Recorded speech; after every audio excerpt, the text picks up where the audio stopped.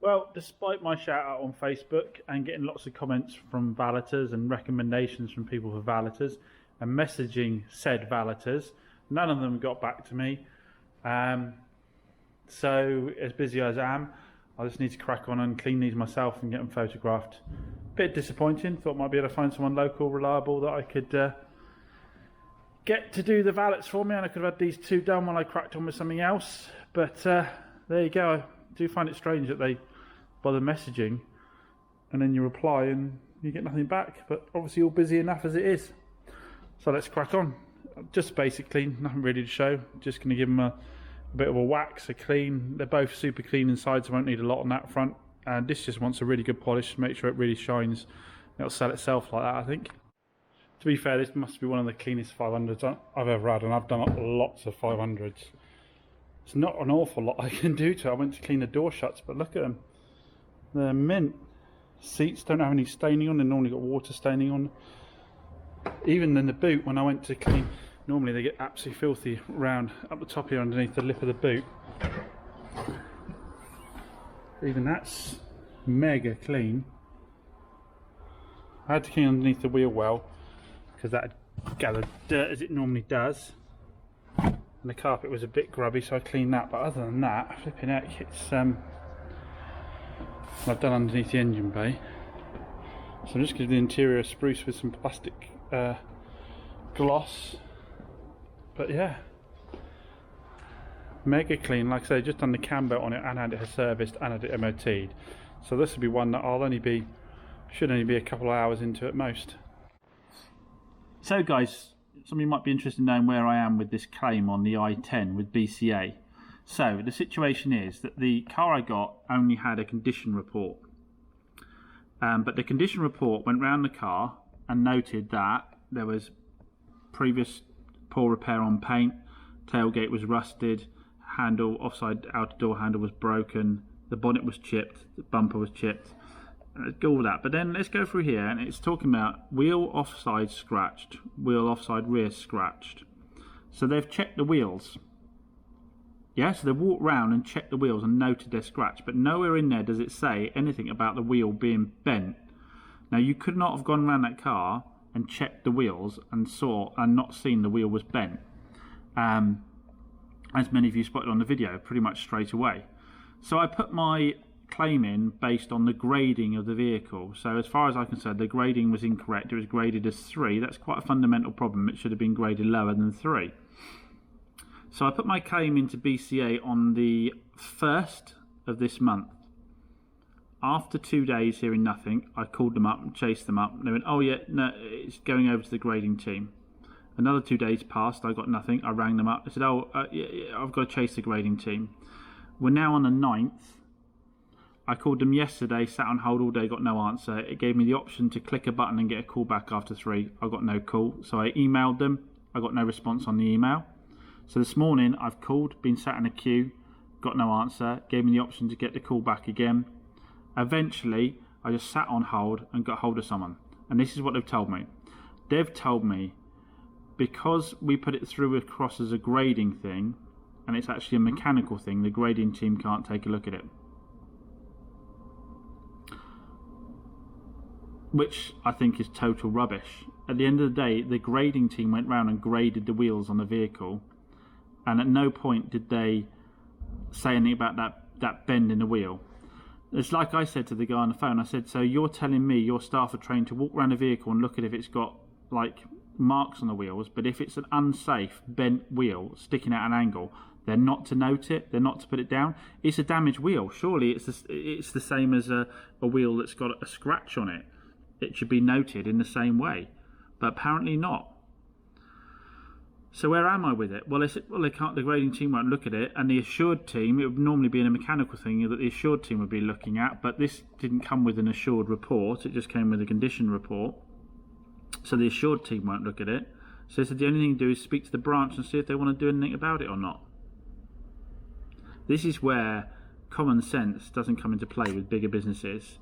I think I've got a really strong case here. I think if I was to take this outside of BCA, if I was to take this to a judge as a dispute, as a small claims, and I was to give them a report like this, an appraisal report like this that went round the car, to omit a bent wheel, you'd either have to say the person failed to do the assessment correctly, in which case they'd be liable, or intentionally didn't mark down something categorically unsafe like that and was completely misleading. In my opinion, that's what it is, and I think any judge in the country doing that would, looking at that case, would find in my favour. What am I going to do about it? Well, at the end of the day, I've now got to wait again for a branch to get hold of me. I don't think they will. I need to crack on and get this car ready. I can still sell it, I can still make profit, I can still do the repair. My concern about starting the repair was that I'd invalidate any claim that was being processed, but I just need to crack on now. But I thought you guys would be interested in an update on that. Like I said, as far as I'm concerned, either you're saying that your staff are trained not to point out a bent wheel when they go around and assess a vehicle of the bodywork and the general condition of the vehicle. They're not told to do that.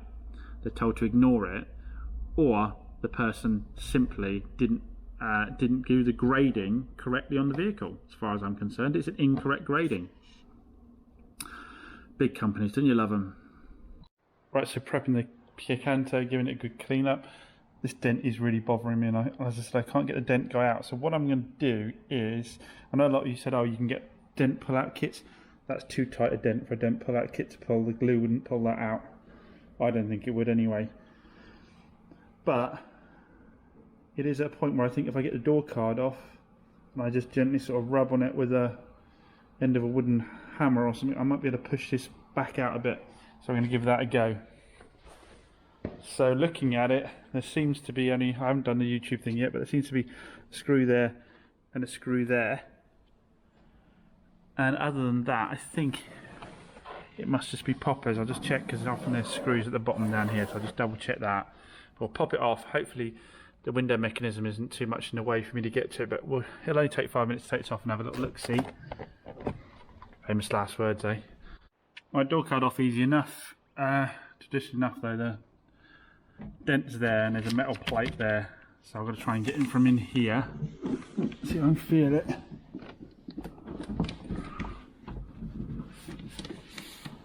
Oh, there it is, sorry, it's there. Oh, so it's not too far. I can get to it from here. I can feel it's raised in now. I've got that to sort of push against as well. We'll see what we can do. It's got my jack handle in there with the rubber end on it.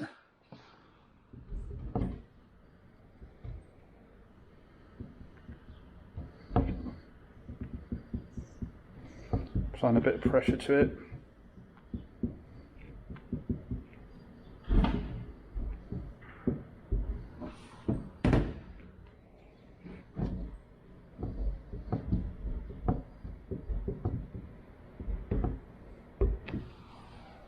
Quick look, see what difference that's made.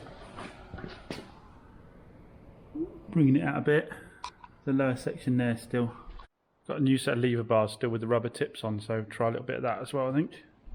Right guys, so now I've moved to using metal working hammer and the rounded edge of my socket there. Put it in there, using the pressure against this piece of metal work here and dapping it. Going very gently, of course. You can see there is an improvement. We're nowhere near as deep anymore. I will have to knock it back in the other direction as well, but I'm just going to gently keep working my way back and forth along the length there until it's almost out, and then dap it from the outside and see where we are. I see I've got a little bit of a high spot there already. So what I'll do is wrap the end of the hammer with a cloth, tape it all up so it can't scratch the paint, and then put a dolly behind it, or whatever you call these, behind it, and then knock it flat again. But I'm taking my time, being cautious, of course. If I end up having to paint it, I end up having to paint it, but it'll be a good experience for me to do it, won't it? You learn by your mistakes. Right guys, well, I definitely am not going to take any dent guy's job, but I do think that's a hell of a lot better than that great big indentation we had before. You've seen the reflection, we've still got a little bit of a high spot there. I could hammer and dolly some more, but I just don't want to risk breaking the paint. I think sometimes it's a case of, you know, walk away happy with it, and this has taken me probably an hour and a half now, which, you know, financially doesn't stack up, but Again, I think it's a hell of a lot better than that great big indentation we had before. Put the door card on, slammed the door shut, just heard a thud and realised left my torch in the door. It's all going to come apart again. Quick update, I had a call immediately from Bridgewater after it got escalated, and Paul there at Bridgewater had a good chat with me and asked me to take some more photos, send across a proposal as to how much the costs would be. He's not promising anything, and I understand he can't promise anything. He's going to be having his back against it, trying to get it solved, but he is willing to try and do that. And he said, you know, it sounded fair enough that I was asking just for the part cost, not the labour cost of fitting it. So he's asked me a proposal cost. I don't know what it is about Bridgewater BCA. It's just so much better than all the other BCAs. Well, I can't say all the other BCAs, I've not tried all of them.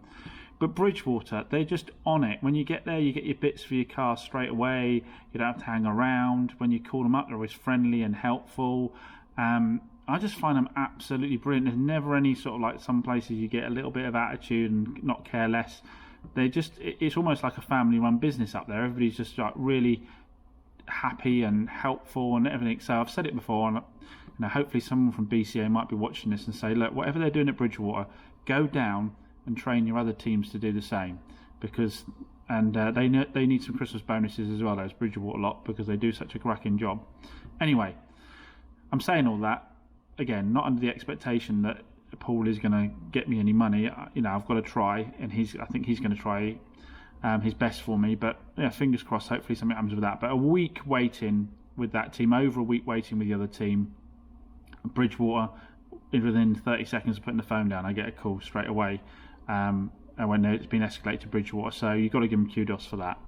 So that's the Kia all cleaned up. This is a photo shoot. I didn't get to do a walk around video because it was pouring with rain. I'm not so sure about doing one in here. I don't think I've got quite enough light, and I'm not sure if it's the right look I want for a walk around video. There's the door. Can't decide if I should have just left it well enough alone or not. But I think it's better than it was. Actually, interior didn't need a lot. It's clean anyway. A lot of you said this is going to move super fast. It'll be interesting to see if it does. I've had a message about it this morning just off the basis of one photo I put up just to say it was incoming. So we'll see. And I also did a quick photo shoot with the 500, which I didn't get done the other day, so that can get done as well, but I didn't get to do a walk around of that either. So, a few messages on the KA, but people haven't turned up. Nothing on the Dacia yet. So, but it does mean a lot in this game. A lot of time I find in the middle of the month is actually really, really quiet. I find the beginning and the end quite busy, and it's pouring with rain, so I don't suppose anybody's coming out looking at motors at the moment. Adrian will be turning up with something in a bit. I think next plan is get the Silver Alpha in and get it, oh no, need to get the i10 in, jack it up and take photos for BCA and see if that chap at BCA can do anything for me on that front. So probably do that next, get that in, and that'll give me the opportunity to douse it all in WD-40, because we know either way I'm doing the work, even if they don't pay out, so might as well get it prepped.